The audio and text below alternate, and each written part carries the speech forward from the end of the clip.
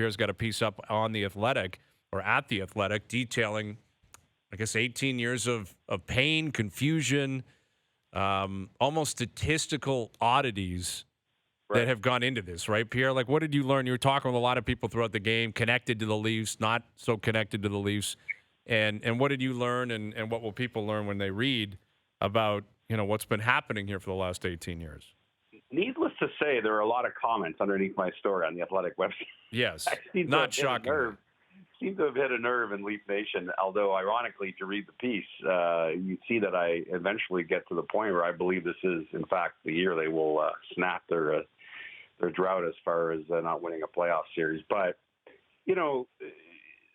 it was interesting, for example, catching up with Joe Nieuwendyk, who, April 20th, 2004, he was the Game 7 hero against Ottawa. That anniversary is 19 years ago next Thursday. And, even he's astonished, right? I mean, his point is that the Leafs have had so many good teams in the last several years with Matthews and Marner. He truly finds it, somewhat mystifying, like the rest of us, that they hadn't broken through at least once. And we're not going to relive history here. We know what's happened. But this team this year, I know, I said it a year ago too, but this feels like a team that's more ready. And I guess the comment that hit home for me was asking Paul Maurice, whose Florida Panthers team has played the Leafs 3 times in the last 3 weeks, because I've heard from a lot of opposing coaches and front office people that the Leafs structure is different this year, their defensive structure. And here's a quote from Maurice. He basically said, they are far heavier when they collapse in the D zone, far better close support in the breakout. They have moved away from the stretch game. They are also willing to dump pucks and rely on the forecheck games. So that's the view from an opposing coach who has seen them a lot, obviously, over time. And he sums up what a lot of other teams have told me both on and off the record about the Leafs, that they feel that this team is more ready for a recipe in the playoffs that can have success. Obviously, they have to do it. And I heard you guys last hour, and I think you made excellent points. I mean, in a vacuum, what's not to like about this team entering the playoffs? Right. But it's not a vacuum. Yeah, there is that history. Yep. It's 19 years without a playoff series win, which has nothing to do with this particular core. I mean, this core, their own drought is it's 6 years, right? I mean, They got their first taste in 16-17. Excellent effort against Washington, and you kind of felt like, all right, here we go. But then it just hasn't happened, and I don't care what the players are going to say over the coming days. They're all going to look in front of the camera, and Mark Masters is going to ask the right questions, and they're going to say that what happened in the last couple of years, that doesn't matter. It does to the core guys. Come on. Yep. They absolutely does, and you carry that no matter who you are. Listen, the Avalanche players talked about it after winning the Cup last year. They talked about carrying that burden themselves about all these years that they were knocking at the door and finally breaking through. Like, it's just real life. And so I do think the Leafs carry that into next week, but I just think they're the better team. I think they're a better team than Tampa Bay Lightning. I think the Lightning have struggled defensively in the last couple months.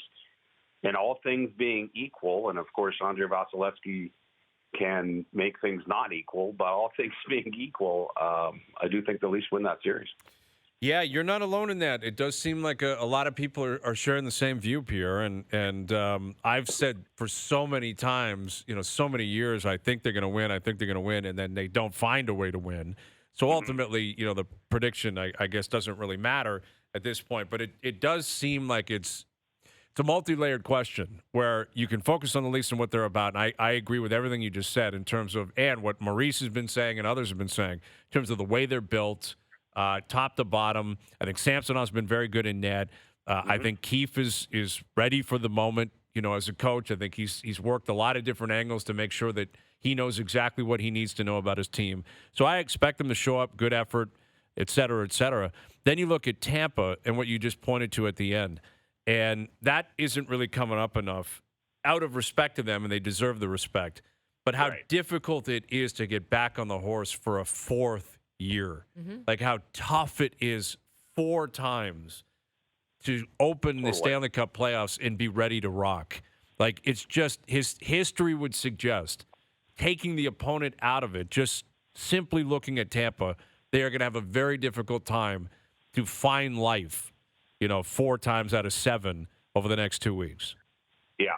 Yeah, they just look a little disjointed right now. And I think playing all those, 3 trips to the Cup final is taxing. And again, I'm sure they might make me eat my words. I mean, again, Andre Russell, the thing about hockey is that the goalie can just say, I don't care how it looks. Yep, that's right. So I mean, there's a qualifier there for sure. But aside from that, they don't look like themselves. And listen, it's okay if it's a month or a couple of weeks. They've been like that now for a couple of months, the Lightning. Okay, the numbers aren't very good.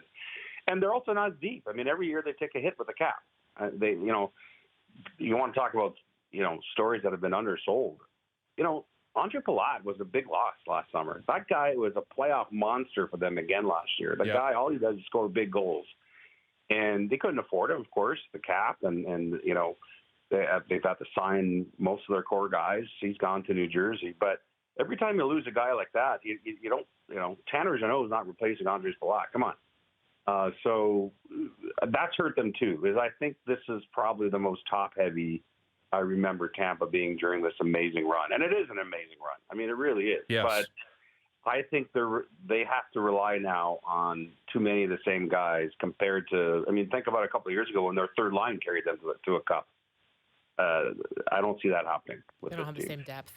Yeah, no, you're right about Palat. Palat, McDonough, those are 2 mainstays up front. Palat was playing first-line minutes. McDonough was a guy chewing up 23, 24 minutes a night. Yeah, shut down. They're exactly, and they're both no longer a part of the program. And it's a dangerous game. I wouldn't suggest the Leafs look at it that way. I'm looking at it from an outsider's view and trying to break it down. But if you don't show them respect, that can certainly bite you. But I think if you treat them like equals, or you show up with an understanding that you're going to dictate the way things are going to play out, I think that can be very beneficial for the Leafs.